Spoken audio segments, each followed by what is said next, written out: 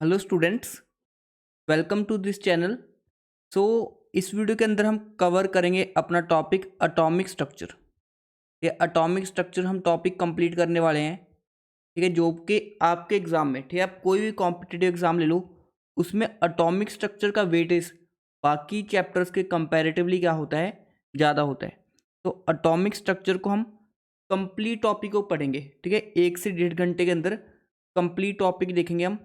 चाहे जो student H TET P G T के लिए प्रिपेयर कर रहे हैं, H TET P G T chemistry के लिए जो भी स्टूडेंट प्रिपेयर कर रहे हैं, जब मास्टर कैडर में केमिस्ट्री के पोर्शन के लिए प्रिपेयर कर रहे हैं, तो उन सभी के लिए ये वाला वीडियो काफ़ी बेनिफिशियल होगा। बिकॉज इस एक वीडियो के अंदर ही हम 1 1.5 घंटे की वीडियो होगी, जिसके अंदर कंप्लीट टॉपिक को हम क्या करेंगे, डिस्कस करेंगे। तो बस आपने जो इम्पोर्टेंट पॉइंट्स हैं उनको नोट करते रहना है। उसके अलावा जो इस टॉपिक की पीडीएफ है वो मैं आपको अपनी ऐप में प्रोवाइड कर दूंगा। ये ऐप में कैसे एक्सेस करनी है वो मैं आपको लास्ट में बता दूंगा। ये जो आप पीडीएफ है ऐप में से कैसे डाउनलोड कर सकते हो, ये वो मैं आपको बता दूंगा वीडियो के लास्ट में। बस आपने इस वीडियो को देखना है, ये लाइक करना है। अगर आपको ये वीडियो अच्छी लगती है तो आपने ये वीडियो को लाइक करना है और अपने फ्रेंड्स के साथ शेयर करना है।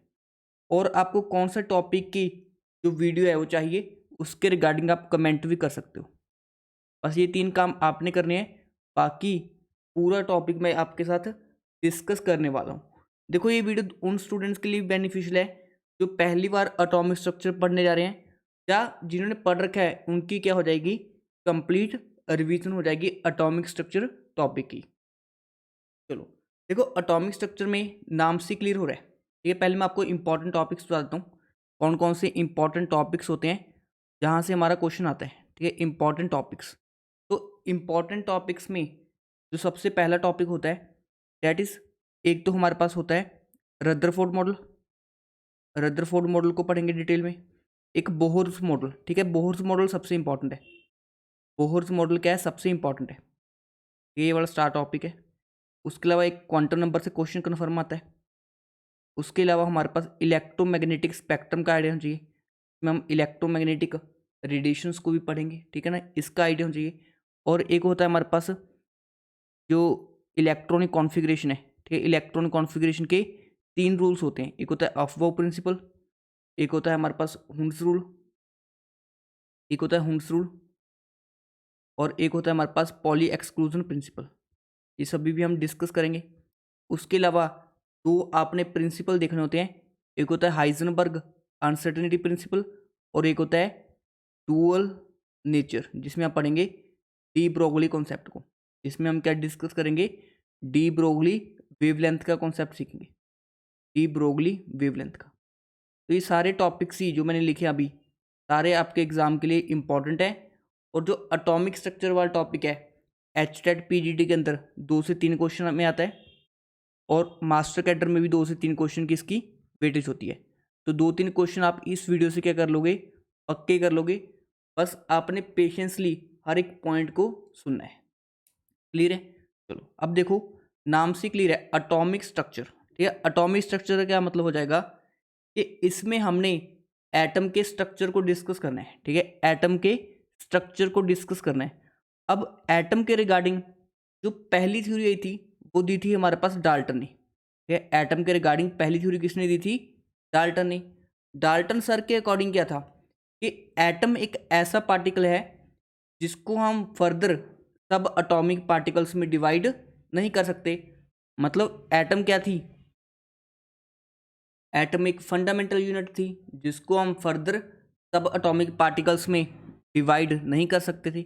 बट एटम को हमने क्या कर दिया, फर्दर सब एटॉमिक पार्टिकल्स में डिवाइड कर दिया। अब ये कौन कौन से सब एटॉमिक पार्टिकल्स, या इन्हीं को हम बोलते हैं कि फंडामेंटल पार्टिकल्स। ये फंडामेंटल पार्टिकल्स कौन कौन से फंडामेंटल पार्टिकल्स से, 3 हमारे पास क्या होते हैं फंडामेंटल पार्टिकल्स होते हैं, इलेक्ट्रॉन, प्रोटॉन एंड न्यूट्रॉन। तो ये 3 क्या होता है हमारे पास, फंडामेंटल पार्टिकल्स होते हैं, इलेक्ट्रॉन, प्रोटॉन एंड न्यूट्रॉन। अब देखो, डिफरेंट डिफरेंट साइंटिस्ट आए, किसी ने इलेक्ट्रॉन को डिस्कवर किया, किसी ने प्रोटॉन को डिस्कवर किया, किसी ने न्यूट्रॉन को डिस्कवर किया। मतलब एक एटम को, ठीक है, एटम को हम स्फेरिकल शेप का मानते हैं। अब एटम के अंदर हमें पता चल गया कि इलेक्ट्रॉन भी प्रेजेंट है, प्रोटॉन भी प्रेजेंट है एंड न्यूट्रॉन भी प्रेजेंट है, जो क्या है हमारे पास एक फंडामेंटल पार्टिकल्स हैं। अब एक एटम के अंदर इलेक्ट्रॉन, प्रोटॉन एंड न्यूट्रॉन का रीअरेंजमेंट कैसा है, कैसे वो अरेंज है, उसके लिए है हमारे पास एटॉमिक मॉडल्स। एटॉमिक मॉडल्स का क्या मतलब होता है कि एटम के अंदर इलेक्ट्रॉन्स, प्रोटॉन्स एंड न्यूट्रॉन्स किस तरह से अलाइन है। बाद में हमें जो सक्सेसफुल मॉडल मिला उसमें हमें पता चला कि एटम के अंदर एक हैवी न्यूक्लियस होता है। एटम के अंदर क्या होता है, एक हैवी न्यूक्लियस होता है। न्यूक्लियस के अंदर क्या होते हैं, प्रोटॉन्स और न्यूट्रॉन्स होते हैं, और न्यूक्लियस के अराउंड क्या रिवॉल्व करते हैं, इलेक्ट्रॉन्स रिवॉल्व करते हैं। तो फाइनली हमने कुछ ऐसा कंक्लूजन निकाला जो हमारे पास क्या है, डिफरेंट मॉडल्स आए। फिर रदरफोर्ड मॉडल आया, बोहर्स मॉडल आया, कैसे आया वो सब हम अभी डिस्कस करेंगे। बट ये सारी इन्फॉर्मेशन हमें आज तक पता है कि एटम के अंदर क्या होता है, एक न्यूक्लियस होता है। न्यूक्लियस के अंदर क्या होते हैं, प्रोटॉन्स एंड न्यूट्रॉन्स होते हैं, और न्यूक्लियस के अराउंड कौन रिवॉल्व करते हैं, इलेक्ट्रॉन्स रिवॉल्व करते हैं। क्लियर है? चलो ये पॉइंट्स आपको पता होने चाहिए थे। उसके बाद देखो नेक्स्ट है जो हमारे पास फंडामेंटल पार्टिकल्स। देखो फंडामेंटल पार्टिकल्स तीन है हमारे पास। एक है हमारे पास इलेक्ट्रॉन, एक है प्रोटॉन और एक है न्यूट्रॉन। इनकी कुछ बेसिक इन्फॉर्मेशन हमें पता चाहिए। सबसे पहले चार्ज ऑन इलेक्ट्रॉन, ठीक है। इलेक्ट्रॉन्स के ऊपर कैसा चार्ज होता है, नेगेटिव चार्ज होता है, सबको पता है, ठीक है ना, ये कोई बड़ी बात नहीं है। प्रोटॉन्स के ऊपर क्या होता है, पॉजिटिव चार्ज, और इनके ऊपर नेट चार्ज कितना होता है, 0। जो न्यूट्रॉन होते हैं वो क्या होते हैं, न्यूट्रल पार्टिकल होते हैं। जो न्यूट्रॉन होते हैं हमारे पास वो क्या होते हैं, न्यूट्रल पार्टिकल होते हैं। प्रोटॉन क्या होते हैं, पॉजिटिवली चार्ज। इलेक्ट्रॉन्स क्या होते हैं, नेगेटिवली चार्ज। पहला पॉइंट सबको क्लियर है। अब इलेक्ट्रॉन के ऊपर नेगेटिव चार्ज है, कितना नेगेटिव चार्ज है, -1.6 इंटू 10⁻⁻19 कूलम। ये वाला डाटा भी याद रखना। प्रोटॉन के ऊपर भी जितना नेगेटिव चार्ज होता है इलेक्ट्रॉन के ऊपर, उतना ही पॉजिटिव चार्ज होता है प्रोटॉन के ऊपर। मतलब मैग्नीट्यूड वाइज दोनों क्या है, सेम है, बट दोनों का चार्ज का नेचर क्या होता है, ऑपोजिट होता है। इलेक्ट्रॉन के ऊपर नेगेटिव होता है, प्रोटॉन के ऊपर पॉजिटिव होता है। और आपको पता है ऑपोजिट चार्जेस में क्या होती है, ऑपोजिट चार्जेस में हमेशा क्या होती है, अट्रैक्शन होती है, और सेम चार्जेस में क्या होती है, रिपल्शन होती है। ये पॉइंट भी आपको पता होना चाहिए। सेम चार्जेस में क्या होती है, रिपल्शन होती है। उसके बाद न्यूट्रॉन, न्यूट्रॉन तो बिकॉज न्यूट्रल पार्टिकल है तो इसका चार्ज होता है हमारे पास 0। ये वाला पॉइंट पता होना चाहिए। नेक्स्ट देखो हमारे पास जो नेक्स्ट है वो हमने डिस्कस करने हैं इनके मास। जो आपको डाटा याद होना चाहिए वो होता है इनका मास। ये मास कितना होता है, जो हमारे पास इलेक्ट्रॉन्स होते हैं इनका मास होता है 9.11 इंटू 10⁻31 kg। और जो प्रोटॉन होते हैं इनका चार्ज अप्रॉक्सीमेट होता है 1.672 इंटू 10⁻27 kg। और जो न्यूट्रॉन्स होते हैं इनका जो मास होता है वो होता है 1.675 इंटू 10⁻27 kg। तो देखो टर्म माइनस में बड़ी हो रही है, 10 की पावर माइनस में बड़ी है, तो मतलब सबसे छोटा कौन सा हो गया, मास ऑफ इलेक्ट्रॉन। ठीक है, मास ऑफ इलेक्ट्रॉन क्या होता है, बहुत ही कम होता है, ठीक है ना। इलेक्ट्रॉन मास इज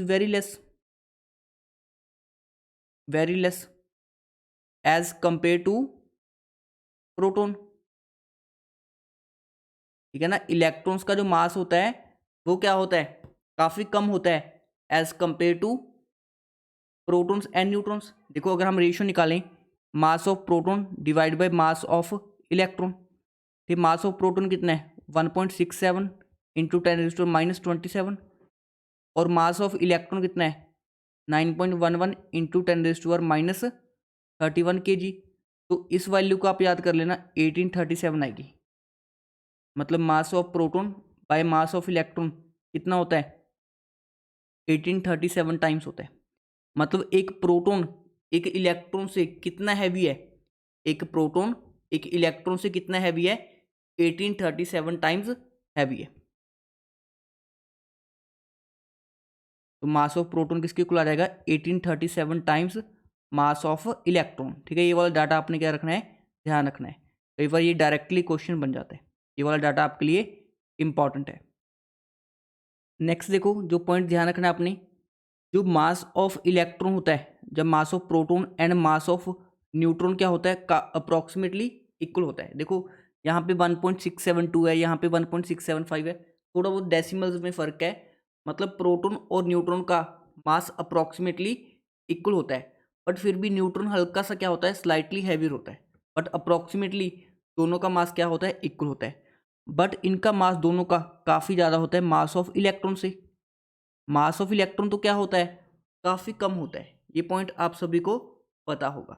अब देखो, बिकॉज एक एटम में होता क्या है, एक एटम में होता है हमारे पास इलेक्ट्रॉन, प्रोटॉन एंड न्यूट्रॉन। अब इलेक्ट्रॉन का मास तो प्रोटॉन और न्यूट्रॉन के कंपैरिजन में बहुत ही कम है, तो हम बोल सकते हैं क्या कि एक एटम का मास किसकी वजह से होता है, उसके अंदर प्रेजेंट प्रोटॉन्स एंड न्यूट्रॉन्स की वजह से। तो जो एक एटम का मास होता है अप्रोक्सीमेटली इक्वल होता है मास of proton plus mass of neutron. तो एटम्स मास जो हम बोल सकते हैं, जो एक एटम का मास होता है वो अप्रोक्सीमेटली इक्वल होता है मास of proton plus mass of neutron से। तो यहीं से तो आपने एक फॉर्मूला ड्राइव किया होगा, यहीं से आपने क्या किया होगा, एक फॉर्मूला ड्राइव किया होगा। कौन सा फॉर्मूला है, अभी समझाता हूँ। देखो हमारे पास एक टर्म होती है जिसको हम बोलते हैं क्या, एटॉमिक नंबर। ये एटॉमिक नंबर सभी को याद होंगे बेसिक वाले। तो एटॉमिक नंबर किसके इक्वल होता है, नंबर ऑफ प्रोटॉन्स के इक्वल। जितना एटॉमिक नंबर होगा उतना ही नंबर ऑफ प्रोटॉन्स होंगे, और प्रोटॉन्स को हम रिप्रेजेंट करते हैं जेड से। प्रोटॉन्स को किससे रिप्रेजेंट करेंगे, जेड से। जैसे समझो, जो एटॉमिक नंबर है उसको हम रिप्रेजेंट करेंगे जेड से। तो एटॉमिक नंबर किसके इक्वल होता है, नंबर ऑफ प्रोटॉन्स के, और ये किसके इक्वल हो जाएगा, number of electrons provided atom क्या होना चाहिए, न्यूट्रल। प्रोवाइडेड एटम क्या होना चाहिए, न्यूट्रल। ये क्या मीनिंग है, सारा कुछ समझ आएगा, जस्ट वेट कीजिए। देखो उससे पहले एक और बेसिक पॉइंट बता देता हूँ, रिप्रेजेंटेशन। ये रिप्रेजेंटेशन कैसे करते हैं हम, representation of element. Representation of element, ये एलिमेंट को हम कैसे रिप्रेजेंट करते हैं, तो उसका सिंपल सा होता है एक्स जेड ए। इस वे से हम क्या करते हैं, किसी एलिमेंट को रिप्रेजेंट करते हैं। यहाँ पे ए क्या होता है, ए होता है मास नंबर, ए क्या होता है मास नंबर, और जेड क्या होता है हमारा एटॉमिक नंबर। ये कुछ बेसिक वाले atomic number and mass number तो आपको डेफिनेटली याद होना चाहिए। जैसे कार्बन क्या होता है 6C12, तो यहाँ पे 6 क्या रिप्रेजेंट कर रहा है, उसका एटॉमिक नंबर, और 12 क्या रिप्रेजेंट कर रहा है, मास नंबर। जैसे उसके अलावा हमारे पास हो जाएगा 7 नाइट्रोजन 14, तो यहाँ पे 7 किसको रिप्रेजेंट कर रहा है, नाइट्रोजन का एटॉमिक नंबर। यहाँ पे नाइट्रोजन का सिंबल, और 14 किसको रिप्रेजेंट कर रहा है, मास नंबर को रिप्रेजेंट कर रहा है। तो ये बेसिक रिप्रेजेंटेशन होती है। अब बेसिक रिप्रेजेंटेशन से ही हमारे पास कुछ टर्म्स आती हैं। टर्म्स कौन सी होती हैं, पहले देखो, जो आपको याद रखना है, जो एटॉमिक नंबर होता है जेड, वो किसके इक्वल होता है, नंबर ऑफ प्रोटॉन्स के, और वही किसके इक्वल होता है, नंबर ऑफ इलेक्ट्रॉन्स के, प्रोवाइडेड एटम क्या होना चाहिए, न्यूट्रल। और जो दूसरा फॉर्मूला आपने ध्यान रखना है, जो हमारे पास मास नंबर होता है, ये मास नंबर, ये मास नंबर किसके इक्वल हो जाएगा, मास किसकी वजह से होता है, प्रोटॉन्स एंड न्यूट्रॉन्स की वजह से। तो हम बोलेंगे number of neutrons, number of neutrons plus number of protons. ये फॉर्मूला आपको क्लियर हो गया। अब नंबर ऑफ प्रोटॉन्स किसके इक्वल होते हैं, एटॉमिक नंबर के। तो मास नंबर कि जिसको हम रिप्रेजेंट करेंगे ए से, तो वो किसके इक्वल हो जाएगा, नंबर ऑफ न्यूट्रॉन, और नंबर ऑफ प्रोटॉन्स को क्या लिखेंगे हम, जेड, एटॉमिक नंबर। क्लियर है। तो यहाँ से नंबर ऑफ न्यूट्रॉन किसके इक्वल आ जाएंगे, नंबर ऑफ न्यूट्रॉन इक्वल आ जाएंगे ए माइनस जेड के। नंबर ऑफ न्यूट्रॉन किसके इक्वल आ जाएंगे, ए माइनस जेड के, जो हम लिख सकते हैं ऐसे, mass number minus atomic number, mass number minus atomic number. तो ये किसका फॉर्मूला बन गया हमारे पास, नंबर ऑफ न्यूट्रॉन्स का। नंबर ऑफ न्यूट्रॉन्स का क्या फॉर्मूला बन गया, mass number minus atomic number. चलो कुछ क्वेश्चन प्रैक्टिस करते हैं, तब हमें ज़्यादा क्लैरिटी आ जाएगी। जैसे ये हमारे पास कोई एलिमेंट रिप्रेजेंट किया हुआ है, तो यहाँ पे एटॉमिक नंबर कितना दिख रहा है आपको, जेड 6 दिख रहा है, ये एटॉमिक नंबर होता है। अब जितना एटॉमिक नंबर है उतने ही नंबर ऑफ प्रोटॉन्स होंगे 6, और उतने ही नंबर ऑफ इलेक्ट्रॉन्स होंगे हमारे पास 6। सभी को क्लियर है? देखो एटम न्यूट्रल है अभी तो। उसके बाद देखो जो प्रोटॉन्स हैं, सॉरी प्रोटॉन्स तो 6 हो गए, जो नंबर ऑफ न्यूट्रॉन्स हैं, न्यूट्रॉन्स किसके इक्वल होते हैं? एटॉमिक नंबर, एटॉमिक नंबर को माइनस करेंगे मास नंबर से, मतलब ए माइनस जेड। यहाँ पे ए की वैल्यू कितनी है 12 और जेड की वैल्यू कितनी है 6, तो यहाँ पे नंबर ऑफ न्यूट्रॉन्स कितने आ जाएंगे 6 आ जाएंगे। उसके बाद देखो अगर ये क्वेश्चन को सॉल्व करें, यहाँ पे एटॉमिक नंबर क्या आएगा 7, नंबर ऑफ प्रोटॉन्स किसके इक्वल आ जाएंगे 7, नंबर ऑफ न्यूट्रॉन किसके इक्वल आ जाएंगे 14 minus 7 is equal to 7, number of electrons भी कितने आ जाएंगे 7 आ जाएंगे। तो ये हमारे पास हो गए बेसिक क्वेश्चन जो रिप्रेजेंटेशन से रिलेटेड होते हैं। अब इसी के रिगार्डिंग हम कुछ टर्म्स को पढ़ते हैं। जैसे पहली टर्म होती है आइसोबार्स। ठीक है, आइसोबार्स क्या होते हैं? वो कंपाउंड्स जिनके, जब वो एलिमेंट्स जिनका एटॉमिक नंबर क्या हो सेम हो, ये एटॉमिक नंबर क्या हो सेम हो, बट मास नंबर क्या हो डिफरेंट हो, उनको हम बोलेंगे, सॉरी आइसोटॉप्स पढ़ते हैं पहले। सबसे पहले हम आइसोटॉप्स की बात कर रहे हैं। ये आइसोटॉप्स, तो आइसोटॉप्स क्या होते हैं? जिनका एटॉमिक नंबर सेम हो एंड मास नंबर क्या हो डिफरेंट हो। For example 6C14 and 6C12, दोनों में एटॉमिक नंबर देखो जेड की वैल्यू 6 है, बट मास नंबर पहले वाले में 14 है और दूसरे वाले में 12 है। दोनों का मास नंबर सेम है और सॉरी मास नंबर डिफरेंट है, एटॉमिक नंबर सेम है, इसलिए इनको हम बोलेंगे आपस में ये आइसोटॉप्स हैं। उसके अलावा आइसोटॉप्स के कुछ फेमस एग्जाम्पल होते हैं लाइक 1H1, 1H2, 1H3। तो ये हाइड्रोजन के 3 आइसोटॉप्स हमारे पास क्या होते हैं प्रेजेंट होते हैं। ये 3 आइसोटॉप्स होते हैं हाइड्रोजन के। इसमें देखो जो 1H1 होता है इसको हम बोलते हैं प्रोटियम, इसको हम क्या बोलते हैं प्रोटियम। और जो 1H2 होता है इसको हम बोलते हैं ड्यूटेरियम। और जो 1H3 होता है इसको हम बोलते हैं ट्रीशियम, इसको हम क्या बोलते हैं ट्रीशियम। और जो हमारे पास ट्रीशियम होता है ये रेडियो एक्टिव होता है, मतलब ये काफ़ी ज़्यादा रेडियो एक्टिव रेडिएशंस को क्या करता है इमिट करता है। और ये कौन सी रेडिएशंस को इमिट करता है? ये बीटा पार्टिकल्स को इमिट करता है। ठीक है ना, तो याद रख लेना, ये इंपॉर्टेंट क्वेश्चन है। Emit low energy beta particles, beta particles. ठीक है, आपसे पूछा जाएगा एग्जाम के अंदर कि जो ट्रीशियम होता है वो रेडियो एक्टिव होता है, तो वो कौन सी रेडिएशंस को इमिट करता है? तो वो बीटा पार्टिकल्स को क्या करता है इमिट करता है। ये पॉइंट आपके लिए स्टार है, इसके ऊपर आप 3-4 ठीक है हेडलाइंस डाल लो अपनी कि ये एग्जाम के लिए हमारा इंपॉर्टेंट है। जो मैं स्टार वाले पॉइंट्स लिखूँ वो डेफिनेटली आपने नोट करने हैं। इसके बाद नेक्स्ट देखो टर्म्स को मैं फटाफट कवर कर देता हूँ। एक होता है आइसोबार्स। ये आइसोबार्स क्या होते हैं? जिनका जो एटॉमिक नंबर है वो डिफरेंट होगा, बट मास नंबर दोनों का क्या हो जाएगा सेम हो जाएगा। ये मास नंबर सेम हो जाएगा, एटॉमिक नंबर डिफरेंट। जैसे 18 क्या होता है आर्गन होता है, इसका एक 40 मास नंबर वाला आइसोटॉप्स मिलता है, और दूसरा आप ले लो कैल्शियम ले लो 20 कैल्शियम, ये 40। दोनों का मास नंबर क्या है सेम है और एटॉमिक नंबर्स क्या है डिफरेंट है। इनको हम बोलेंगे क्या आइसोबार्स। एक होता है हमारे पास आइसोटोन्स। ठीक है, आइसोटोन्स, ठीक है टोन्स, टोन्स नाम से क्लियर है न्यूट्रॉन और है। ठीक है, यहाँ पे क्या होंगे न्यूट्रॉन सेम होंगे। ये न्यूट्रॉन सेम होने का मतलब क्या है?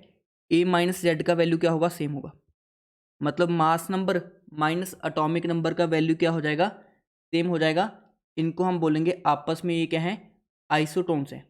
फॉर एग्जांपल जैसे मेरे पास एक है 19 होता है पोटाशियम का, इसका मास नंबर होता है 39। एक होता है 20 कैल्शियम, मेरे पास है 40। तो दोनों में अगर मैं नंबर ऑफ न्यूट्रॉन्स निकालूं तो यहाँ पे 39 माइनस 19 20 न्यूट्रॉन्स आ जाएंगे, और यहाँ पे 40 माइनस 20 न्यूट्रॉन्स आ जाएंगे। दोनों में सेम न्यूट्रॉन्स आ गए, इसलिए इनको हम बोलेंगे आपस में ये क्या है आइसोटोन्स हैं। सभी को क्लियर है?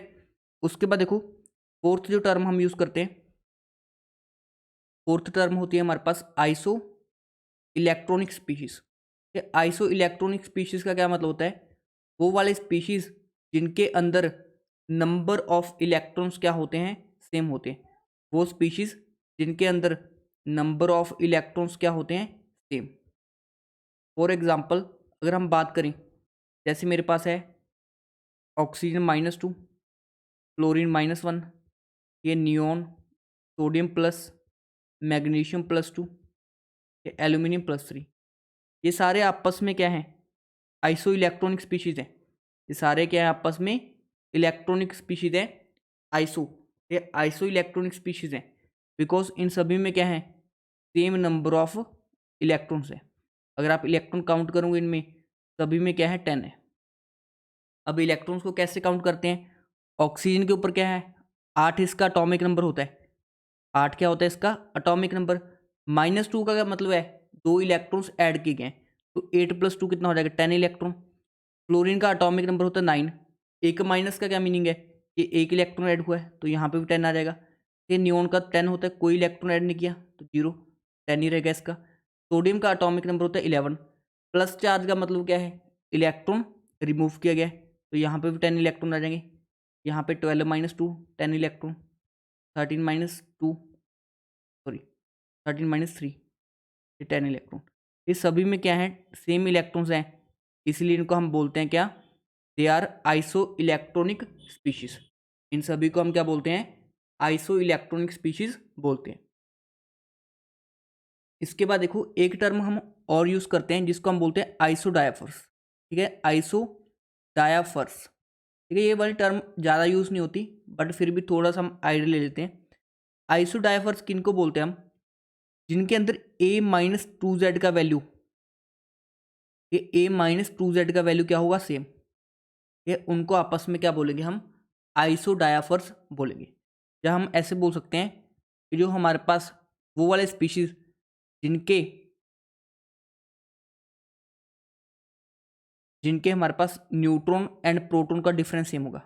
न्यूट्रॉन माइनस प्रोटॉन का डिफरेंस क्या होगा, सेम होगा। ये क्या मीनिंग होगा, देखो समझो।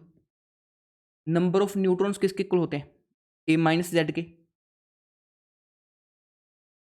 ठीक है, और नंबर ऑफ प्रोटॉन्स किसके इक्वल होते हैं, Z के। तो जिनके अंदर A-2Z की वैल्यू सेम आ जाए, मतलब न्यूट्रॉन माइनस प्रोटॉन की वैल्यू सेम आ जाए, उनको हम बोलते हैं आइसोडायाफर्स। तो ये वाली टर्म आप लोगों ने काफ़ी ने पहली बार सुनी होगी, बट इससे भी आपके एग्जाम में क्वेश्चन पूछा जा सकता है।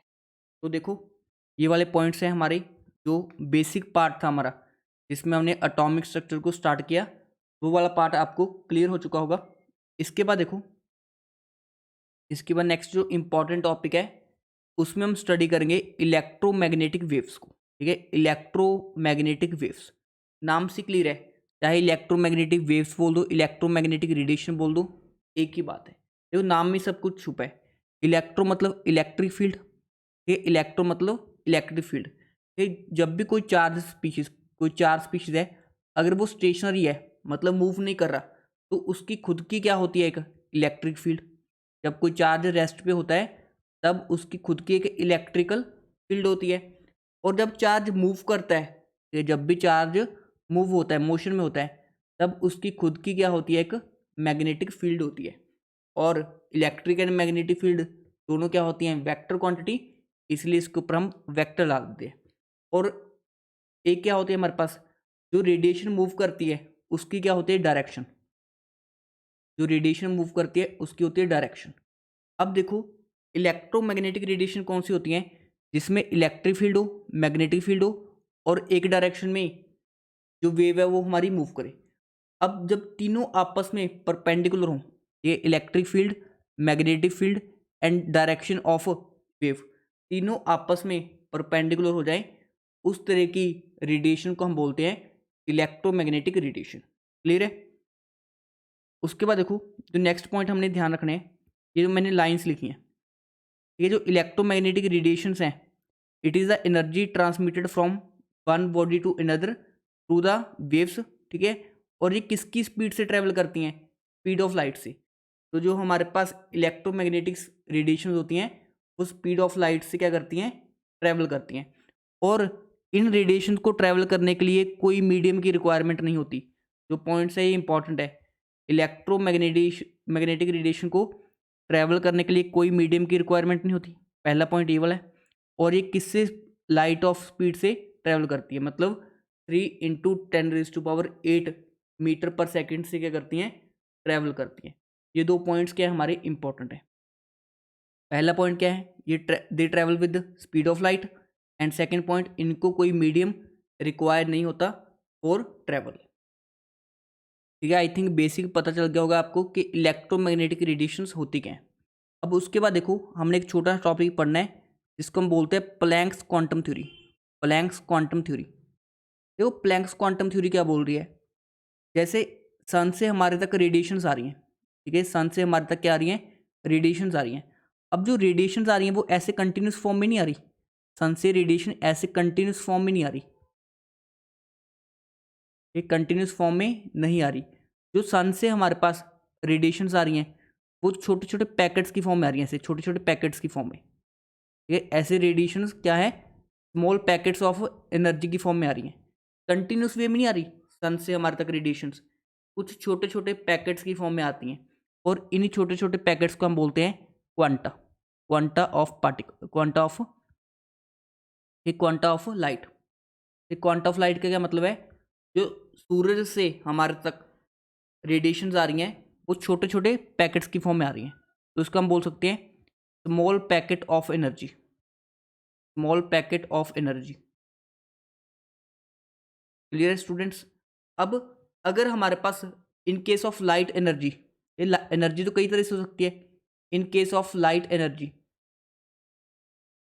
हम क्वांटा को क्या बोलते हैं, क्वांटा को हम बोल देते हैं quanta is called photon, quanta is called photon.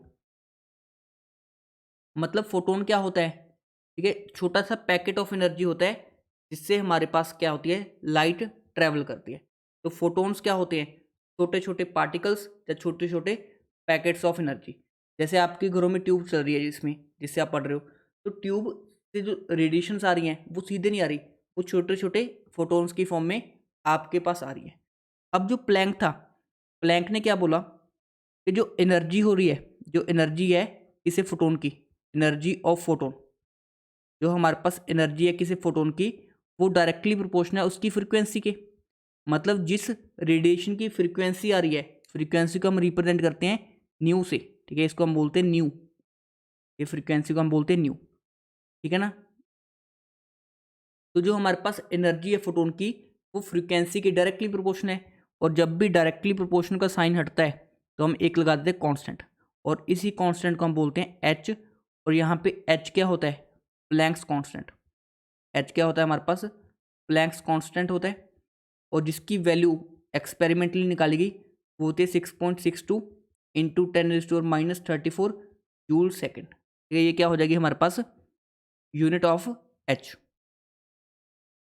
ठीक है, तो ये वाला जो रिलेशन था वो प्लैंक ने दिया था कि एनर्जी किसकी इक्वल होती है, एच इंटू न्यू। ठीक है, एनर्जी किसकी इक्वल होती है, एच इंटू न्यू। ठीक है ना, चलो ये याद रखना, और एच की वैल्यू भी आपने याद रखनी है, इसके बेस्ड आपके प्रीवियस ईयर एच स्टैट के अंदर क्वेश्चन आ चुका है।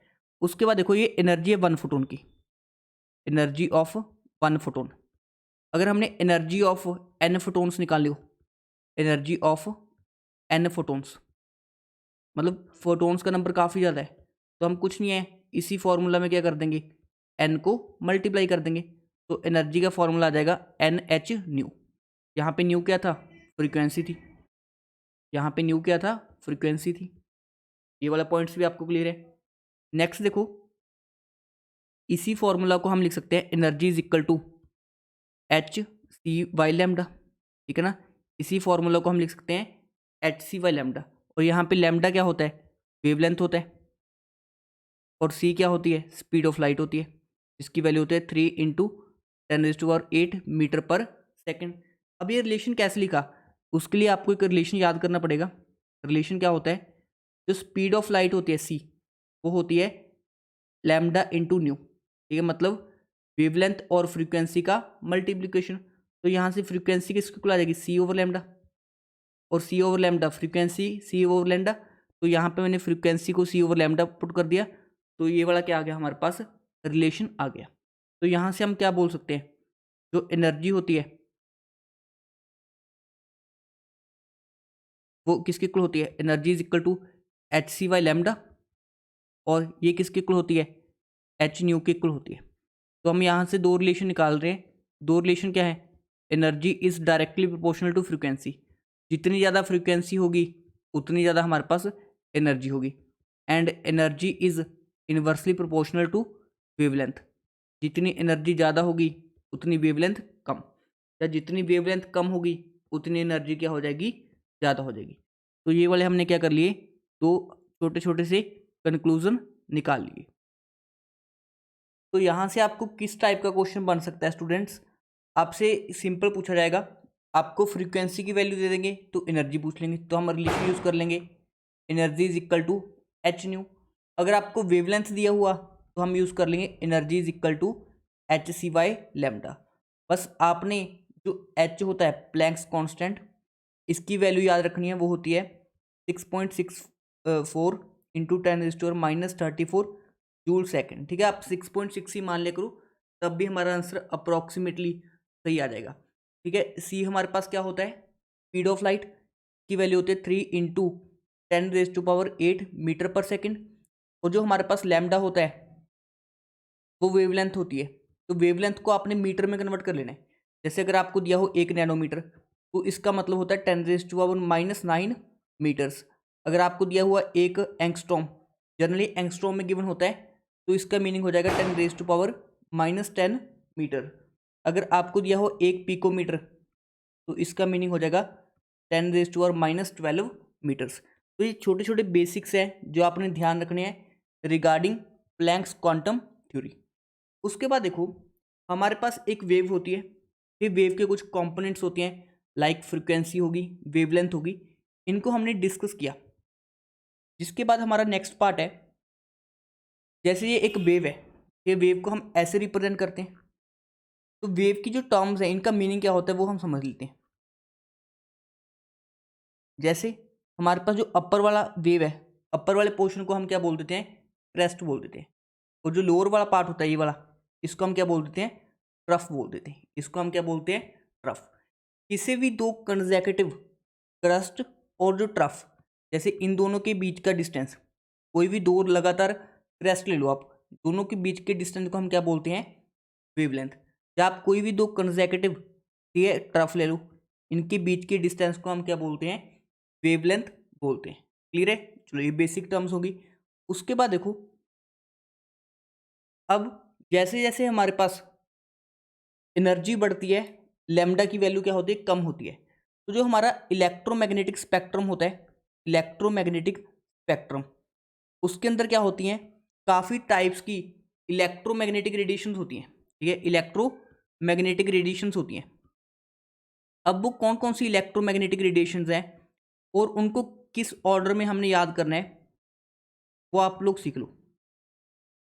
देखो, हमारे पास जो इलेक्ट्रोमैग्नेटिक रेडिएशंस हैं उनको हमने कैसे याद करना है। सबसे पहले एक मैंने ट्रिक बनाई हुई है। ट्रिक क्या है, थोड़ी सी फनी है बट याद करने में आपको हेल्प हो जाएगी। ट्रिक क्या है, पुराने ज़माने में राजा महाराजा होते थे, राजा महाराजा वो किसी विलेज में चले जाते हैं, इन विलेज, और अगर विलेज में जाएंगे तो एक्स्ट्रा गार्ड तो लेके जाएंगे ना, मतलब अपनी सिक्योरिटी वगैरह लेके जाएंगे। राजा महाराजा in village under extra guard. ठीक है, एक्स्ट्रा गार्ड। ठीक है, इस तरह की मैंने एक ट्रिक बनाई हुई है। इस ट्रिक का बेनिफिट क्या है, देखो, राजा से, आर से मतलब हो जाएगा हमारा रेडियो वेव्स। राजा से क्या मीनिंग हो जाएगा, रेडियो वेव्स। महाराजा से एम सी मीनिंग हो जाएगा माइक्रोवेव्स। ठीक है, आई से मतलब हो जाएगा इंफ्रारेड रेडिएशंस, वी से विजिबल, यू से यूवी रेडिएशंस, अल्ट्रावायलेट बोलते हैं इसको। ठीक है, एक्स्ट्रा से एक्स रेस, और गामा से क्या आ जाएगा, गामा रेस आ जाएगा। उसके अलावा भी एक कॉस्मिक रेज होती हैं, लिखनी है तो लिख लो, बट वो हम जनरली पढ़ते नहीं है। तो ये हमारे पास क्या होता है, एक इलेक्ट्रोमैग्नेटिक स्पेक्ट्रम होता है। ये क्या होता है, हमारे पास इलेक्ट्रोमैग्नेटिक स्पेक्ट्रम होता है। तो इलेक्ट्रोमैग्नेटिक स्पेक्ट्रम में क्या होती हैं, काफ़ी टाइप्स की हमारे पास इलेक्ट्रोमैग्नेटिक रेडिएशंस होती हैं। कौन कौन सी होती हैं वो हमने देख लिया, radio waves, microwaves, IR, IR को हम इंफ्रारेड बोलते हैं, visible, UV, X rays, gamma rays, और उसके बाद कॉस्मिक रेस। अब देखो इस डायरेक्शन में जाने पे, इस डायरेक्शन में जाने पे एनर्जी की वैल्यू क्या हो रही है, बढ़ रही है। तो जो हमारे पास हाईएस्ट एनर्जी होती है, गामा रेस, कॉस्मिक रेस, इनकी एनर्जी क्या होती है, काफ़ी हाई होती है। ठीक है, इवन एक्सरे हम करवाते हैं वो काफ़ी हाई एनर्जी का होता है, तभी हमारी बॉडी के आर पर, ठीक है, वो स्कैन कर पाता है। बिकॉज जो एक्सरेज होती है वो भी एक हाई एनर्जी की रेडिएशंस होती हैं। ठीक, गामा रेस को हम कभी भी यूज़ नहीं कर सकते स्कैन के लिए, वो तो हमारे बॉडी के सेल को ही ख़त्म कर देगी। इसलिए इस तरफ जाने पे हमारी एनर्जी की वैल्यू बढ़ रही है। अब हमें पता है energy is equal to H C by lambda. Energy और वेवलेंथ क्या होते हैं, रेसिप्रोकल। मतलब अगर इधर को एनर्जी बढ़ रही है तो इधर को वेवलेंथ क्या होगी, कम होगी। इधर को जाने पे वेवलेंथ कम होगी, तो इस तरफ वेवलेंथ क्या हो रही है, बढ़ रही है। इस तरफ वेवलेंथ क्या हो रही है, बढ़ रही है। कैसे समझ सकते हैं, राइट को जाने पे वेवलेंथ कम हो रही है तो लेफ्ट को आने पे वेवलेंथ बढ़ जाएगी। तो सबसे हाईएस्ट वेवलेंथ किसकी होगी, सबसे हाईएस्ट वेवलेंथ हो जाएगा हमारे पास रेडियो वेव्स का। ठीक है, रेडियो वेव्स का क्या हो जाएगा, हाईएस्ट वेवलेंथ हो जाएगा। अब आपने देखा होगा जितना भी कम्युनिकेशन सिस्टम है उनमें हम रेडियो वेव्स को यूज़ करते हैं, बिकॉज रेडियो वेव्स की वेवलेंथ क्या होती है, ज़्यादा। अगर वेवलेंथ ज़्यादा होगी तो ये वाला डिस्टेंस ज़्यादा होगा। अगर डिस्टेंस ज़्यादा होगा तो जो रेडिएशंस हैं वो ज़्यादा दूर तक क्या कर पाएंगी, ट्रैवल कर पाएंगी। इसलिए जितना भी कम्युनिकेशन सिस्टम होता है उसमें हम क्या यूज़ करते हैं, रेडियो वेव्स। बिकॉज उनकी जो जो रेडियो वेव्स है उनकी वेवलेंथ क्या होती है, हाईएस्ट होती है। ठीक है, इनकी वेवलेंथ क्या होती है, हाईएस्ट होती है। तो ये सिंपल से पॉइंट है। अब क्वेश्चन कैसा बनेगा, आपको 4 रेडिएशन दे देंगे, कोई माइक्रोवेव, आईआर, विजुअल, कोई भी 4 रेडिएशन दे देंगे, बोलेंगे इनको एनर्जी के ऑर्डर में अरेंज करो या इनको वेवलेंथ के ऑर्डर में अरेंज करो। तो इस टाइप का आपसे सिंपल क्वेश्चन बन सकता है। तो जो मैंने आपको ट्रिक बताई है उसकी हेल्प से आप ये इलेक्ट्रोमैग्नेटिक स्पेक्ट्रम को याद कर सकते हो। नेक्स्ट देखो स्टूडेंट्स, हम डिस्कस करेंगे जो कंपोनेंट्स हैं। ठीक है, उससे पहले जो भी स्टूडेंट्स ने इस वीडियो को लाइक नहीं किया है प्लीज़ एक बार लाइक कर दीजिए, तो मुझे पता चल जाएगा कितने स्टूडेंट्स को हमारी जो वीडियोस है उनसे हेल्प मिल रही है। ठीक है, और जो स्टूडेंट्स ने हमारी ऐप डाउनलोड नहीं किया है वो प्ले स्टोर से डाउनलोड कर सकते हैं केमिस्ट्री A to Z को। वहाँ पर आपको HTET के लिए बहुत ही अफोर्डेबल फीस में 200-250 रुपये में टेस्ट सीरीज़ मिल जाएगी, जिससे आपको अपने लेवल का क्या हो जाएगा, आइडिया हो जाएगा कि आप कहाँ पे स्टैंड करते हो। देखो नेक्स्ट हमारे पास कुछ टर्म्स जो होती हैं उनको मैंने लिख रखा है आपके लिए पहले से। ये वेवलेंथ क्या होती है, क्रस्ट और ट्रफ के बीच का डिस्टेंस, ये यूनिट कन्वर्जन आपको आने चाहिए, करवा दिए मैंने ऑलरेडी आपको। उसका फ्रीक्वेंसी क्या होती है, देखो फ्रीक्वेंसी का क्या मतलब होता है, जैसे वेव है कोई, तो एक सेकंड में एक पॉइंट से कितनी वेव्स पास हो रही हैं, एक सेकंड में एक पॉइंट से कितनी वेव्स पास हो रही हैं। जैसे एक पॉइंट मान लिया मैंने, एक सेकंड में कितनी वेव्स पास हो जाएंगी, उसी को हम क्या बोलते हैं, फ्रीक्वेंसी। तो एक सेकंड में मतलब पर सेकंड देखते हैं हम, इसलिए जो फ्रीक्वेंसी की यूनिट होती है वो सेकंड इनवर्स होती है, और सेकंड इनवर्स को ही हम हर्ट्स बोल देते हैं, और इसी को हम CPS बोलते हैं। CPS मतलब साइकिल पर सेकंड। ठीक है, एक सेकंड में कितनी वेव्स जा रही हैं। तो ये सिंपल सा आपको फ्रीक्वेंसी का यूनिट पता होना चाहिए। फ्रीक्वेंसी की यूनिट क्या होती है, या तो हम सेकंड इनवर्स, या इसी को हर्ट्स बोल देते हैं, या इसी को हम क्या बोल देते हैं, CPS बोल देते हैं। नेक्स्ट देखो हमारे पास टाइम पीरियड क्या होता है, टाइम पीरियड फ्रीक्वेंसी का ऑपोजिट होता है। ठीक है ना, टाइम पीरियड क्या होता है हमारे पास, फ्रीक्वेंसी का ऑपोजिट होता है। उसके बाद देखो वेलोसिटी। ठीक है, वेलोसिटी हमें पता है क्या होती है, ये वेलोसिटी का एक सिंपल सा फॉर्मूला होता है। ठीक है ना, आपको सिंपल याद रखना है, वेलोसिटी ऑफ लाइट कितना होता है, ठीक है, 3 × 10⁸ मीटर पर सेकेंड। उसके बाद देखो एक इंपॉर्टेंट टर्म होती है वेव नंबर। ये वेव नंबर को आपने कैसे ध्यान रखना है, वेव नंबर जस्ट रेसिप्रोकल होता है वेवलेंथ का। ये वेव नंबर क्या होता है, रेसिप्रोकल होता है वेवलेंथ का। जैसे हमारे पास फॉर्मूला था energy is equal to H nu, इसी को हम HC/λ लिख सकते हैं। अब 1/λ को यहाँ से हम क्या लिख सकते हैं, न्यू बार, तो ये फॉर्मूला बन जाएगा HC न्यू बार। तो जो वेव नंबर होता है वो कुछ नहीं, वेवलेंथ का ही क्या होता है, ऑपोजिट होता है। अगर वेवलेंथ का ऑपोजिट है तो इसकी यूनिट क्या आएंगी, सेंटीमीटर इनवर्स या मीटर इनवर्स। क्लियर है, तो बस आपको जो इन द एंड समरी में ध्यान रखना है, एक तो आपने इलेक्ट्रोमैग्नेटिक स्पेक्ट्रम को याद कर लेना है, ये वाला एनर्जी का ऑर्डर इनकी, वेवलेंथ का ऑर्डर। उसके अलावा आपको ये सिंपल से फॉर्मूलाज का आइडिया होना चाहिए।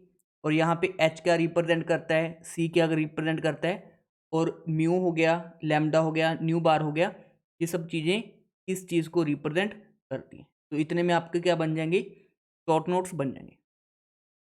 नेक्स्ट देखो एम्पलीट्यूड क्या होता है। एम्पलीट्यूड कुछ नहीं, जैसे ये हमारे पास कोई वेव होती है जो उसकी हाइट होती है, क्रस्ट की या ट्रफ की हाइट होती है, इसको हम एम्पलीट्यूड बोलते हैं। तो यहाँ पे इन्होंने हमारा जो इलेक्ट्रोमैग्नेटिक स्पेक्ट्रम है बना के दिखाया हुआ है, रेडियो वेव्स, माइक्रोवेव्स, IR, ठीक है, यहाँ पे विजिबल है, UV, एक्सरेज, गामा रेज। अभी मैंने आपको सब कुछ ट्रिक से सिखा दिया है। तो इस तरफ जाने पे हमारी एनर्जी बढ़ रही है और इस डायरेक्शन में जाने पे हमारी वेवलेंथ क्या हो रही है, इंक्रीज हो रही है। नेक्स्ट जो एक और पॉइंट बताना है, जो हमारे पास विजिबल इलेक्ट्रोमैग्नेटिक रेडिएशन होती है, ठीक है, विजिबल, ये विजिबल में हमारे पास कुछ कलर्स दिखाई देते हैं। ये कलर्स कौन से होते हैं, ये होते हैं विबग्योर। ये कलर्स को कैसे याद करने हैं, विबग्योर। तो विबग्योर का क्या मीनिंग होता है हमारे पास, विब का मतलब होता है violet, indigo, blue, green, yellow, orange, red. ठीक है, तो विजिबल रीजन में जो हमारे पास जो भी हमें चीज़ें दिखाई देती हैं वो विजिबल रीजन में दिखाई देती हैं, विजिबल इलेक्ट्रोमैग्नेटिक रेडिएशंस के कारण दिखाई देती हैं। तो इसमें हमारे पास जो विबग्योर कलर्स होते हैं, ठीक है, ये कलर्स के नाम है violet, indigo, blue, green, yellow, orange and red. तो जो हमारे पास ये कलर्स हैं इनकी भी हमें फ्रीक्वेंसी पता होनी चाहिए, ठीक है, इनकी एनर्जी और फ्रीक्वेंसी में order, sorry energy and wavelength का ऑर्डर। तो इनमें से सबसे ज़्यादा वेवलेंथ होती है रेड कलर की। इस डायरेक्शन में जाने पे वेवलेंथ क्या हो रही है, बढ़ रही है। मतलब सबसे ज़्यादा वेवलेंथ किसकी होगी, रेड कलर की, उसके बाद ऑरेंज की, सबसे कम वेवलेंथ किसकी होगी, वॉयलेट कलर की। अब ये पॉइंट क्यों बता रहा हूँ, देखो रेड कलर को हम क्या करते हैं, कभी भी जब भी रोकना हो, किसी चीज़ को स्टॉप करना हो, स्टॉपिंग सिग्नल के तौर पे यूज़ करते हैं। बिकॉज रेड कलर की वेवलेंथ क्या होती है, काफ़ी ज़्यादा, इसलिए वो हमें दूर से ही दिखाई दे जाती है। तो इसलिए आपको याद करना है, जो हमारे पास विबग्योर है इसके अंदर जो हमारे पास रेड कलर की जो वेवलेंथ होती है वो क्या होती है, हाईएस्ट होती है। नेक्स्ट देखो हमारे पास एक क्वेश्चन है सिंपल सा, the Vividh Bharati station of All India Radio broadcast has frequency, frequency कितनी दी है बच्चों आपको, 1368 किलो हर्ट्स, किलो हर्ट्स। तो आप इसको हर्ट्स में कन्वर्ट कर लो, इंटू 10⁻³ हर्ट्स, ये हर्ट्स बोल दो जस्ट सेकेंड इनवर्स। आपसे पूछा है कैलकुलेट वेवलेंथ, ठीक है, वेवलेंथ पूछा है आपको। तो सिंपल सा आपको रिलेशन पता होना चाहिए, c speed of light is equal to lambda into wavelength into frequency. तो यहाँ से हमने लैम्डा फाइंड आउट करना है, तो वो क्या आ जाएगा, C/μ। तो वैल्यू तो आप पुट कर सकते हो, ठीक है ना, वैल्यूज़ तो आप पुट कर सकते हो, मैंने आपके लिए कर दी है। Lambda is equal to C/μ, C क्या होता है, speed of light divide by, ठीक है, फ्रीक्वेंसी। इसको सॉल्व कर लेना, आपका क्या आ जाएगा, आंसर आ जाएगा। तो ये मैं आपको टाइप ऑफ क्वेश्चन बता रहा हूँ, किस टाइप के क्वेश्चन आपके एग्जाम में पूछे जा सकते हैं। उसके बाद देखो कैलकुलेट न्यू बार, ठीक है, न्यू बार मतलब वेवलेंथ एंड न्यू, ये वेव नंबर एंड जो हमारे पास फ्रीक्वेंसी है हमने फाइंड आउट करनी है, और हमें वेवलेंथ दिया है, क्लियर है। तो वेवलेंथ कितना दिया हमें, 5800 एंगस्ट्रॉम, मतलब 5800 इंटू 10⁻⁻10 मीटर्स। तो यहाँ से हम पहले वेव नंबर फाइंड आउट करना हो, तो वेव नंबर क्या होता है, 1/λ, तो वो हमने फाइंड आउट कर लिया, आप लगा के फॉर्मूला कर सकते हो।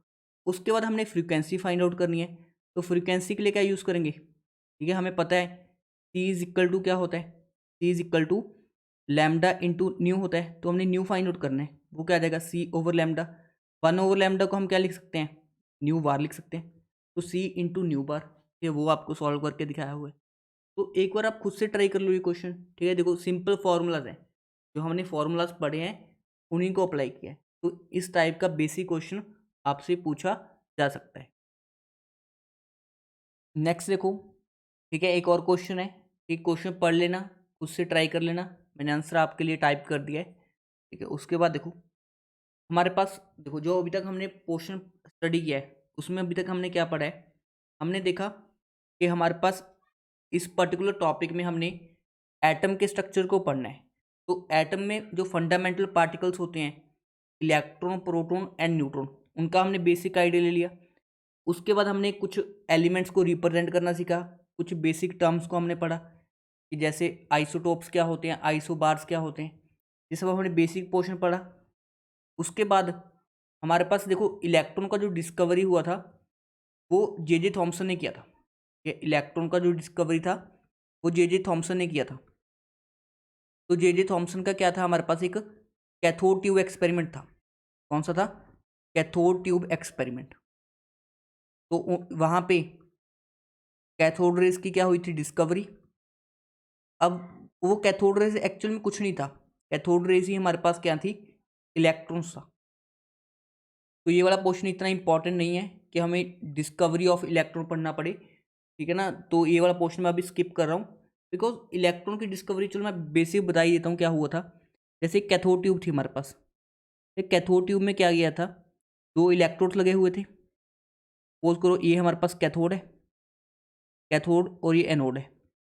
कैथोड होता है हमारे पास नेगेटिव टर्मिनल, एनोड होता है हमारे पास पॉजिटिव टर्मिनल। तो यहाँ पे हमने हाई पोटेंशियल का बैटरी कनेक्ट कर दिया था। ये नेगेटिव को नेगेटिव के साथ जोड़ देंगे, पॉजिटिव को पॉजिटिव के साथ। और यहाँ पे एक हमने क्या किया था, वैक्यूम पंप क्रिएट कर दिया था, सो डैट प्रेशर को हम बहुत ही कम रख सकें। उसके बाद ये हाई वोल्टेज की बैटरी थी, 10⁴ वोल्ट क्या करती थी, पोटेंशियल प्रोवाइड करती थी। मतलब जो बैटरी है, ये बैटरी है हमारे पास जो पोटेंशियल प्रोवाइड करती थी अबाउट 10⁴ वोल्टेज का। और यहाँ पे हमने क्या किया हुआ था, गैस फिल की थी, कोई भी गैस फिल कर दी हमने, कोई भी गैस फिल कर दी, ठीक है, हमने कोई भी गैस फिल कर दी। तो जब हमने गैस फिल की और हमने हाई पोटेंशियल को अप्लाई किया, हाई वोल्टेज को अप्लाई किया, तो हमने देखा कि कुछ रेडिएशन जो है वो कैथोड से एनोड की तरफ जा रही है। जब हमने हाई पोटेंशियल अप्लाई किया, हाई वोल्टेज अप्लाई किया, तो हमने देखा कुछ रेडिएशन कैथोड से एनोड की तरफ जा रही हैं।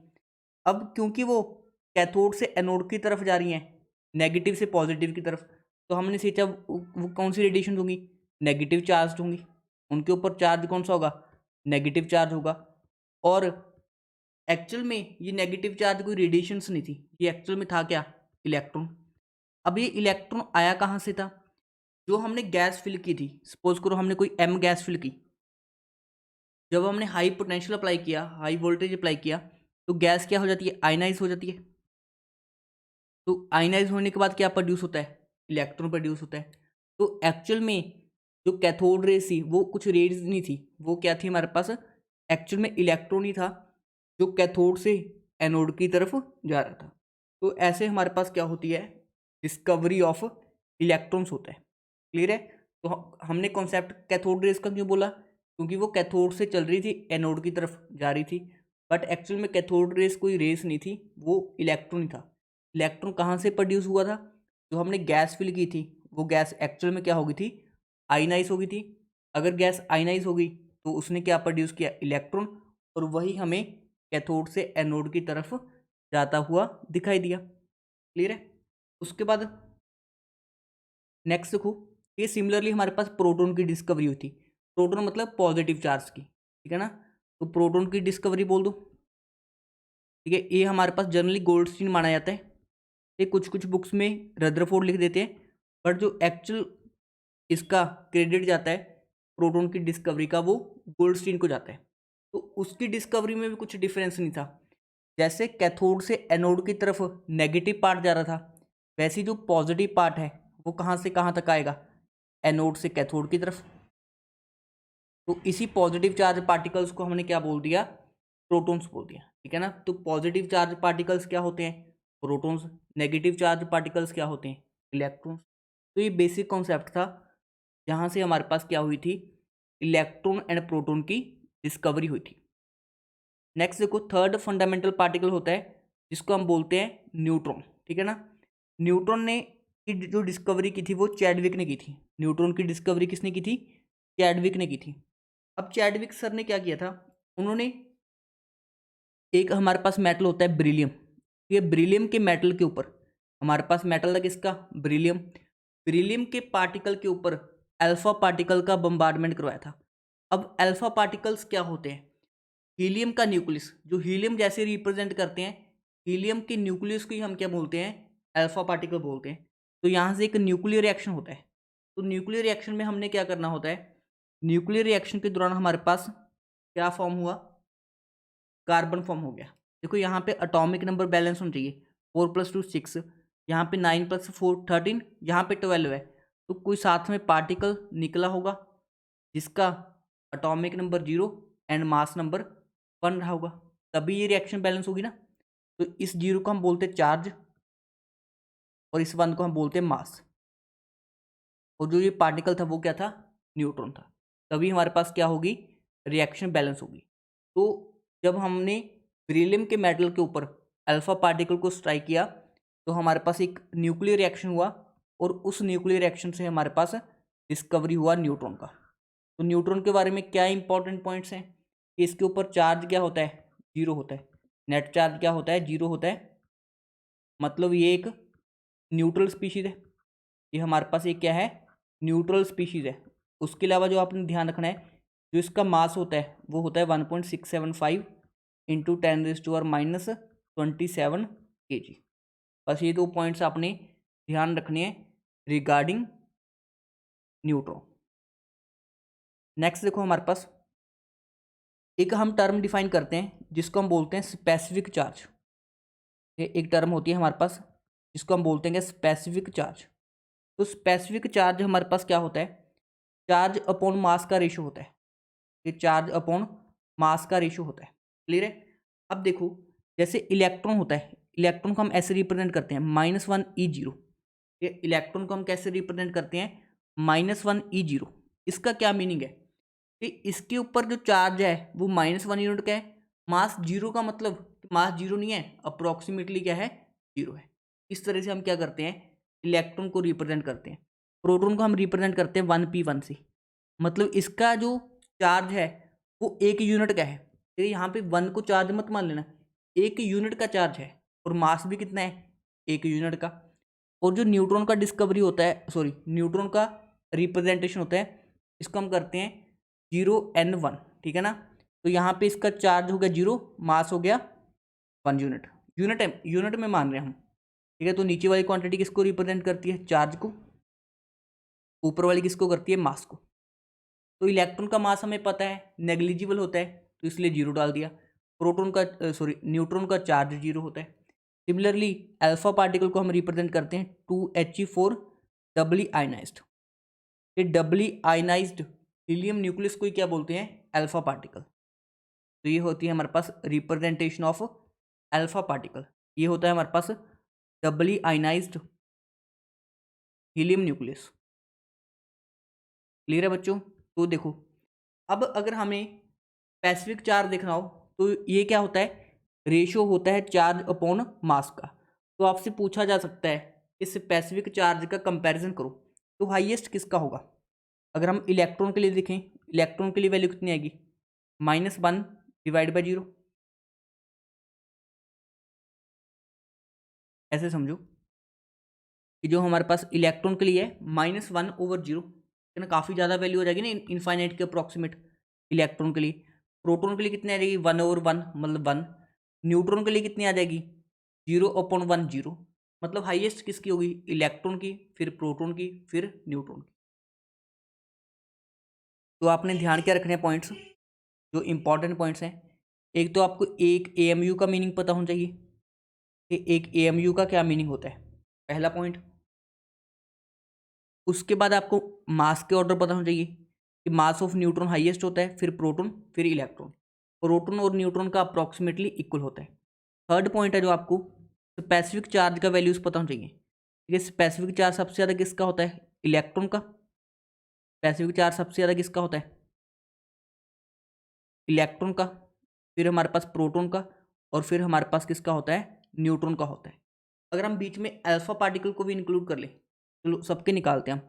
इलेक्ट्रॉन का कितना आ जाएगा, ये स्पेसिफिक चार्ज होता है चार्ज अपॉन मास। तो इलेक्ट्रॉन के लिए कितना आ जाएगा, -1/0, मतलब अप्रॉक्सीमेट इन्फानाइट हो जाएगा। ये इन्फानाइट एग्जैक्टली नहीं होगा, देखो ये गलत वर्ड है मेरी, इन्फानाइट। इलेक्ट्रॉन के लिए अगर हमने निकालना है तो हम क्या करेंगे, इसका चार्ज ले लेंगे 1.6 इंटू 10⁻⁻19 कूलम डिवाइड बाय इसका मास 9.11 इंटू 10⁻⁻31 kg। तो इस वैल्यू को सॉल्व करने पे आपको क्या आ जाएगा, स्पेसिफिक चार्ज इलेक्ट्रॉन का आ जाएगा। बस आपने ये वाला ऑर्डर ध्यान रखना है। देखो ऑर्डर हम यहाँ से निकाल सकते हैं, पर जो एग्जैक्ट वैल्यू है, एग्जैक्ट वैल्यूज़ के लिए हमें एग्जैक्ट चार्ज बाय एग्जैक्ट मास लेना पड़ेगा। वो हमें पता है ऑलरेडी कि जो हमारे पास एग्जैक्ट चार्ज और एग्जैक्ट मास की वैल्यूज़ होती हैं, बट यहाँ से हम कंपेयर कर सकते हैं ये हाईएस्ट किसका होगा, लोएस्ट किसका होगा। जैसे देखो यहाँ से हमें पता चल रहा है इलेक्ट्रॉन का तो हाईएस्ट होगा, ठीक है ना। उसके बाद हमारे पास प्रोटॉन का आ जाएगा 1/1 और न्यूट्रॉन सॉरी अल्फा पार्टिकल का आ जाएगा 2/4। ये 2/4 मतलब हाफ, मतलब प्रोटॉन का ज़्यादा होता है, फिर अल्फा पार्टिकल का, और न्यूट्रॉन का कितना आ जाएगा 0/1, दैट इज़ सबसे कम। तो ये हमारे पास क्या हो गया, परफेक्ट ऑर्डर हो गया। तो यही जो क्वेश्चन है आपके एग्जाम में पूछा जा सकता है कि स्पेसिफिक चार्ज का क्या बताओ, ऑर्डर बताओ। सबसे ज़्यादा इलेक्ट्रॉन, फिर प्रोटॉन, फिर अल्फा पार्टिकल, फिर न्यूट्रॉन।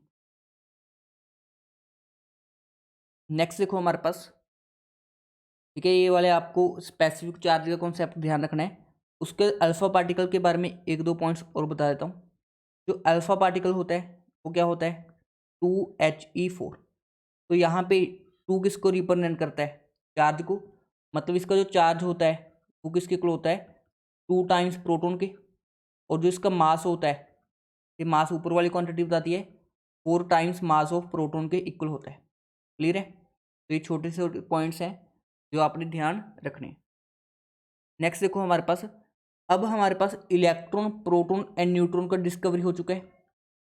अब इलेक्ट्रॉन, प्रोटॉन, न्यूट्रॉन की डिस्कवरी के बाद हमने सोचा कि जो इलेक्ट्रॉन, प्रोटॉन, न्यूट्रॉन है वो एटम के अंदर कैसे अरेंज है।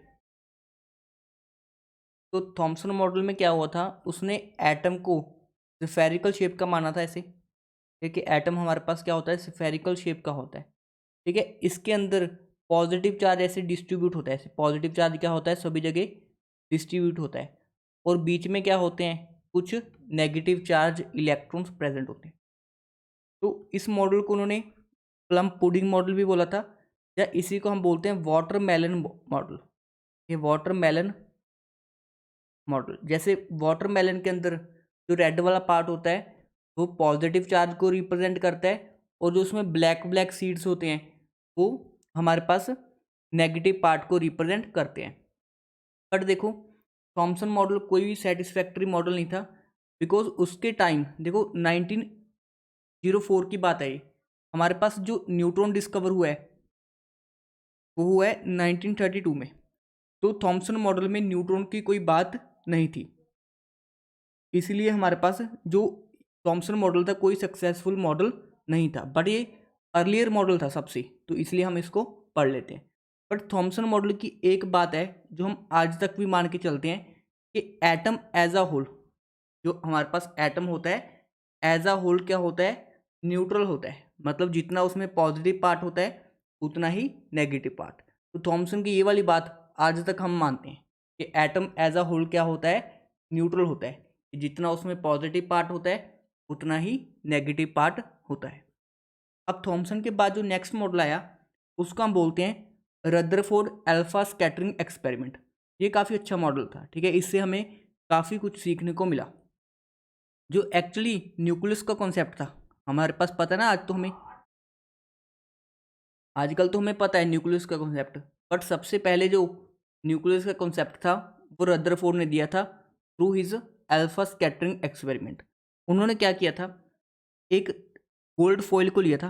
ये गोल्ड ऐसा मटेरियल होता है जिसको हम कूट कूट के उसकी पतली सी, ठीक है, पतली सी सर्कुलर शीट बना सकते हैं जिसमें हमारे पास बहुत ही कम एटम होंगे। सपोज करो ये क्या है, हमारे पास एक गोल्ड का एटम है, ये गोल्ड के एटम से हमारे पास, ठीक है, अल्फा रेडिएशन को हमने क्या किया था, पास किया था।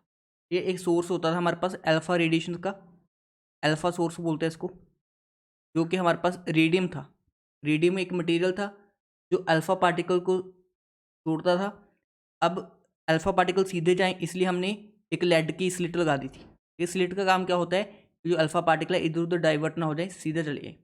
उसके बाद हमने ऑब्जर्व क्या किया, जैसे ये हमारे पास एक एटम है, हमने यहाँ से अल्फा पार्टिकल को स्ट्राइक किया, हमने देखा मोस्टली जो अल्फा पार्टिकल हैं वो सीधे निकल गए, मोस्टली जो अल्फा पार्टिकल है सीधे निकल गए विदाउट एनी डिफ्लेक्शन। ठीक है, अल्फा पार्टिकल सीधे निकल गए विदाउट एनी डिफ्लेक्शन। तो हमें यहाँ से क्या पता चला कि एटम के अंदर मोस्ट ऑफ द स्पेस क्या है, खाली है। ये मैक्सिमम एटम क्या रहे, सीधा निकल गए विदाउट एनी डिफ्लेक्शन। तो हमें पता चला कि यहाँ पे एग्जैक्टली क्या है कि एटम के अंदर बहुत सारी स्पेस खाली है। अब जो अल्फा पार्टिकल होते हैं वो खुद पॉजिटिव चार्ज पार्टिकल होते हैं। देखो इसके ऊपर 2 यूनिट का पॉजिटिव चार्ज होता है। तो अल्फा पार्टिकल खुद क्या होते हैं, पॉजिटिव चार्ज पार्टिकल। तो जब जा रहे थे कुछ अल्फा पार्टिकल स्मॉल एंगल्स के ऊपर क्या हो गए, बेंड हो गए। कुछ अल्फा पार्टिकल क्या हो गए, स्मॉल एंगल्स के ऊपर बेंड हो गई। अब कोई चीज़ बेंड कब होगी, जब उसको रिपल्शन फील हुआ होगा। तो कुछ जो अल्फा पार्टिकल्स से वो स्मॉल एंगल्स पे बेंड हो गए। तो वहाँ से हमें क्या पता चला कि एक्चुअल में कोई पॉजिटिव चार्ज प्रेजेंट होगा यहाँ पे, एक्चुअल में कुछ पॉजिटिव चार्ज प्रेजेंट होगा यहाँ पे, तभी तो पॉजिटिव और पॉजिटिव में रिपल्शन हुआ होगा और ये रेडिएशंस क्या हो चुकी होंगी, बेंट हो चुकी होंगी। तो हमें सेकंड कंक्लूजन क्या पता चला कि कुछ अल्फा पार्टिकल स्मॉल एंगल्स पे बेंट हो गई। तो वहाँ से हमने कंक्लूजन क्या निकाला कि एटम के अंदर कुछ पॉजिटिव चार्ज तो प्रेजेंट है। अब वेरी फ्यू, ये वेरी फ्यू मतलब 20,000 में से एक अल्फा पार्टिकल ऐसा था जो जिस पाथ के थ्रू गया उसी पाथ के थ्रू वापिस आ गया। तो हमें वहाँ से कंक्लूजन निकला कि एटम के अंदर जो सेंटर होता है उसमें कोई हाई डेंस पॉजिटिव चार्ज है। ठीक है, यहाँ पे हमें क्या पता चला, हाई डेंस पॉजिटिव चार्ज है। तो एक्चुअल में यहीं से हमारे पास क्या हुआ, डिस्कवरी हुआ न्यूक्लियस का, कि एटम के सेंटर के ऊपर क्या प्रेजेंट है, एक न्यूक्लियस प्रेजेंट है। तो जो ये एक्सपेरिमेंट था यहाँ से हमें न्यूक्लियस का कॉन्सेप्ट क्या चला, पता चला। नेक्स्ट देखो हमारे पास, ठीक है, जो मैंने आपको बोला है वो सारा कुछ मैंने आपके लिए टाइप कर दिया है। तो यहाँ पे पहला पॉइंट क्या है, जो most of the alpha particles थे वो सीधे निकल गए विदाउट एनी डिफ्लेक्शन, पहला पॉइंट। सेकंड पॉइंट है कुछ अल्फा पार्टिकल्स स्मॉल एंगल्स पे डेविएट हो गए, कुछ अल्फा पार्टिकल्स 20,000 में से एक, ठीक है, वो गोल्ड की फॉइल से पास नहीं हो सके, वो जिस पाथ के थ्रू गए उसी पाथ के थ्रू वापिस आ गए। ठीक है ना, ये हमने ऑब्जर्वेशन किए, किसने, रदरफोर्ड ने। उसके बाद इन जो ऑब्जर्वेशन थी इनके बेस्ड उन्होंने कंक्लूजन क्या निकाले, कंक्लूजन क्या निकाले उनके बेस्ड, कंक्लूजन क्या निकाले इन ऑब्जर्वेशन के बेस्ड।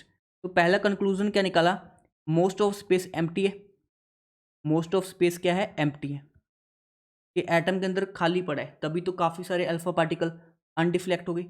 सेकंड हमें क्या पता चला, कुछ अल्फा पार्टिकल स्मॉल एंगल्स पे डेविएट हो गए, मतलब सेंटर पे क्या है, स्मॉल पॉजिटिव चार्ज प्रेजेंट है, कुछ पॉजिटिव चार्ज हमारे पास क्या है, प्रेजेंट है।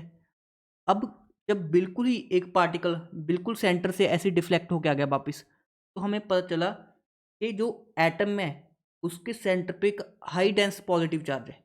थर्ड कंक्लूजन से हमें क्या पता चला कि हाई डेंस पॉजिटिव चार्ज है, और इसी हाई डेंस पॉजिटिव चार्ज वाले पार्ट को हमने क्या बोला, न्यूक्लियस बोला। इसी को हमने क्या बोला, न्यूक्लियस बोला। तो ये था हमारे पास सिंपल सा रदरफोर्ड एक्सपेरिमेंट।